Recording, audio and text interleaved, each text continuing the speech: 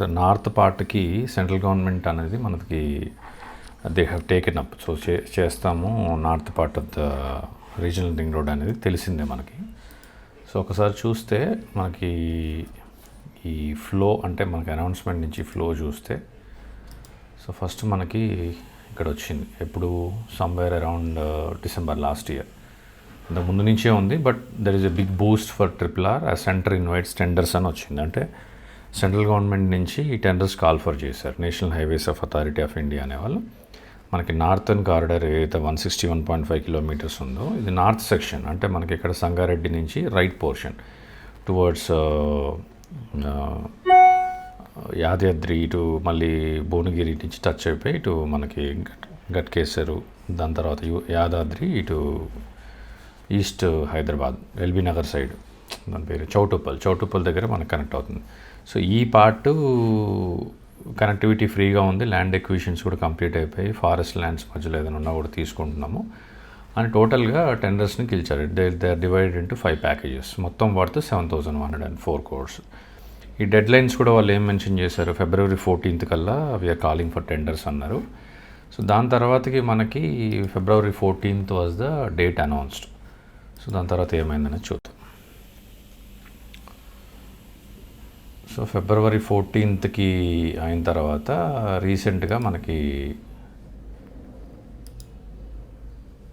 So during February 14th తర్వాత ఏమైంది, national Highways of Authority of India open చేయాలి టెండర్స్ని. So టెండర్స్ని open చేయలేదు. Last date to submit the tenders was February 14th మనకు తెలుసు. But progress లేదు. దాని తర్వాత ఇంకా ఫారెస్ట్ ల్యాండ్ స్వాప్ అవ్వలేదు. ఫార్మర్స్ కోర్ట్ కేసెస్ ఉన్నాయి. మన గవర్నమెంట్ ఏమన్నా should address that to move forward అనేది ఆల్రెడీ వాళ్ళు అనౌన్స్ చేస్తారు, అంటే డిస్కషన్ పెట్టుకున్నారు. ఈవెన్ రీసెంట్గా అవర్ సీఎం కూడా వెళ్ళి ప్రెసిడెంట్ మన పిఎంని కలిశారు, ఇవన్నీ కూడా క్లియర్ చేయమని. So there are some political debates going on between BJP and Congress, but I'm not going to discuss that.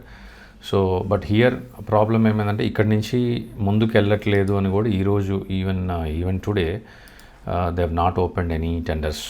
So this is what is the latest update on the north corridor of RRR. So that not even open for the second time as well. So ఎందుకు అని అంటే ఈ clarity లేకపోవడం కావచ్చు, లేదంటే land కంప్లీట్గా procure అవ్వకపోవడం కావచ్చు, కోర్ట్ కేసెస్ కావచ్చు, ఏదైనా ఉండొచ్చు.